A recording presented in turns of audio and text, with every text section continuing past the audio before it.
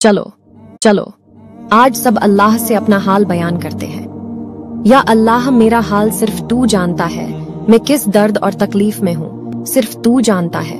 तू जानता है लोगों ने किस तरह बेवजह मेरा दिल दुखाया है। तूने देखे हैं मेरी हंसी के पीछे के आंसू। तू जानता है मैं किस अजियत में हूँ। तू जानता है मैंने कभी किसी का बुरा नहीं किया, ना बुरा सोचा। बस एक बार कुन फाया कुन कह दे, जो मेरे हालात सुधर जाए। तू चाहेगा तो मेरी तकदीर भी खुल जाएगी। तू जानता है क्या चाहिए मुझको। तू जानता है मेरे दिल की बेचैनी को। अता कर दे अल्लाह, अब तो सब्र करते करते एक उम्र हो चली। मुझे पता है ये मेरी तरह और कितने लोगों के दिल की दुआ होगी। अल्लाह हम सबकी तकलीफों को दूर कर दे और दुआओं को कबूल कर, आमीन। हाजी अली शाह दरगाह, इस वीडियो को अंत तक जरूर देखिएगा ताकि आप इस वीडियो का सार अच्छी तरीके से समझ पाएं।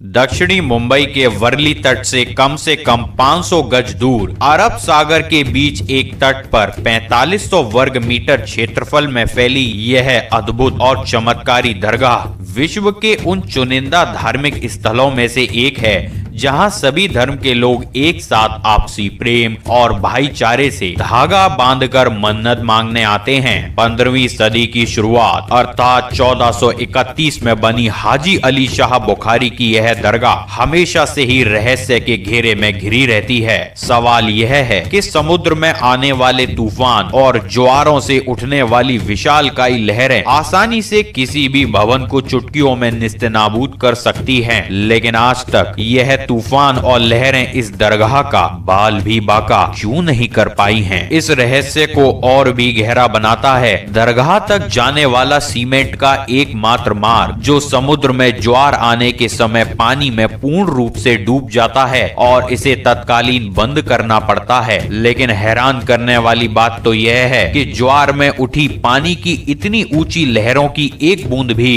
दरगाह के अंदर नहीं जाती है। लेकिन क्या आप जानते हैं कि आज के आधुनिक समय में जहां विज्ञान के पास लगभग हर चमत्कार का वैज्ञानिक तर्क होता है, वह भी दरगाह के इस चमत्कार के आगे अपने घुटने टेक चुका है। आइए जानते हैं इस चमत्कारी दरगाह का रहस्यमय इतिहास। एक बार पीर हाजी अली शाह उज्बेकिस्तान में एक वीरान जगह पर नमाज पढ़ रहे थे, तभी वहां से एक महिला रोती हुई गुजरी। पीर के पूछने पर उस महिला ने बताया कि वह तेल लेने गई हुई थी, लेकिन बर्तन के गिर जाने के कारण उसका तेल गिर गया। अब उसका पति उसे मारेगा। पीर उसे लेकर उस स्थान पर गए जहां पर तेल गिरा था और हाथ का अंगूठा जमीन में गाड़ दिया। ऐसा करते ही जमीन से तेल का फव्वारा निकल पड़ा और बर्तन भर गया। लेकिन इस घटना के बाद पीर हाजी अली शाह को बुरे बुरे ख्वाब आने लगे कि उन्होंने अपना अंगूठा जमीन में धंसाकर पृथ्वी को जख्मी कर दिया है। उसी दिन से वह गुमसुम रहने लगे और बीमार भी पड़ गए। इसके पश्चात इन सब से बचने और व्यापार करने के लिए हाजी अली शाह अपनी मां से इजाजत लेने के बाद अपने भाई के संग मुंबई की उस जगह पर पहुंच गए जो दरगाह के करीब थी। कुछ वक्त के बाद उनका भाई वापस लौट गया और हाजी अली शाह लोगों में इस्लाम का प्रचार और प्रसार करने के लिए